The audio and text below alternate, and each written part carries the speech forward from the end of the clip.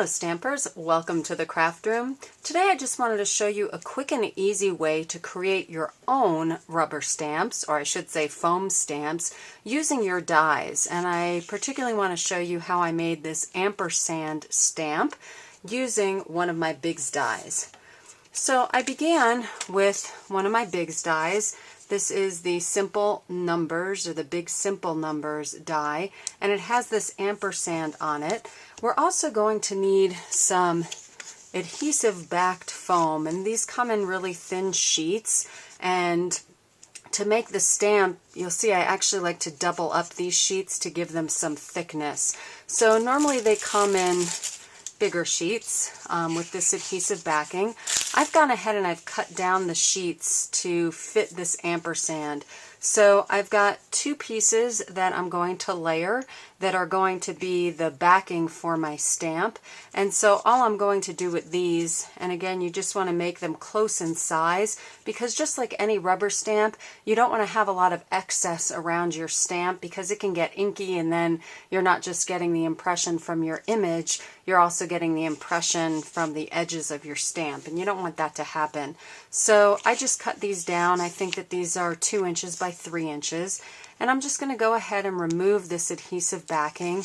Again, I like my stamp to be a little bit thicker, so I'm going to remove the adhesive backing on both of these pieces, and then I'm just going to stick them together, adhesive to adhesive, so I don't have to use any extra adhesive. Just line them up and squish them together. So now I have the base for my stamp.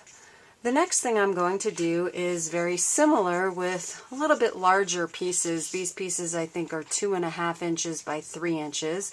And this time, because I'm going to want to end up with a stamp that I can then adhere down onto my stamp backing, I'm actually just going to take one layer and remove the backing paper, and I'm going to adhere it to the non-adhesive side of this foam sheet, so that we get, again, that double thickness. And why I like the double thickness for the stamp, again, is that it gives us some height here, because when we do stamp and push down, by giving it the double height, we have a less chance of getting any of this backing stamped or inked up onto our paper. So we now have this 2 layers. One thing you want to remember when you're actually creating a stamp as opposed to a die cut is which way you want the adhesive side facing down. So if I were actually going to use this as a die cut, I'd want to make sure that whatever side of the paper or cardstock I wanted to show, I would want to put that face down, because that way when I lift it up and turn it over, I've got the ampersand going in the proper direction.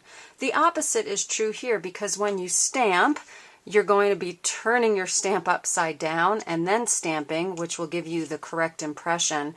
So we want to actually create the exact same image that we have here as our stamp. So to do that, we just want to put our adhesive facing down. So we don't want the nice side facing down. The adhesive is what we want facing down onto our die cut, so that when it does get cut out, we can immediately place it the exact same way right onto our stamp. So I'm going to go and run this through the Big Shot just with a cutting pad on top and a cutting pad on the bottom, and I'll be right back. So I ran that through the Big Shot, and I'm just going to remove that top plate, and you'll see that I can now just punch out that ampersand sign. Let's set that aside. And so now we have the adhesive backing on the back, and so you can see if I flip this over, our ampersand looks beautiful. But again, we're going to be using the reverse so that we can create a stamp. So I'm just going to remove the adhesive backing now. And then we're just going to straighten this as best we can and adhere that right down onto the center of our stamp. And now we're ready to use this as a stamp, and I'd like to just show you how easy it is. So I just have a piece of pink Pirouette cardstock here, and I'm going to grab some Pretty in Pink ink. And how I like to ink these up is to actually take the ink pad to the foam stamp. And I've chosen a color that's a little bit difficult to see, but if you were here, you could actually see that it is getting inked up pretty well. And I just chose orange as the foam that I used. If you used a color like yellow, it might be easier to see the inks that you put on top of it, but I can see that pretty well.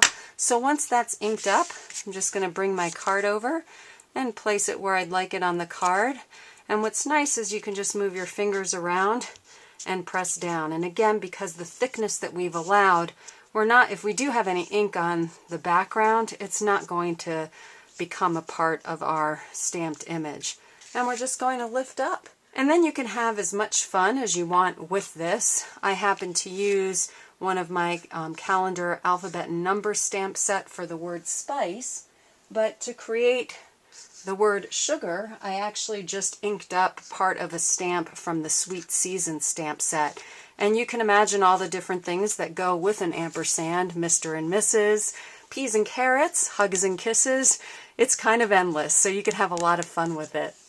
I hope you've enjoyed this project on how to create your own foam rubber stamps using your Bigz dies and your Big Shot, and I look forward to seeing you again very soon here in the craft room.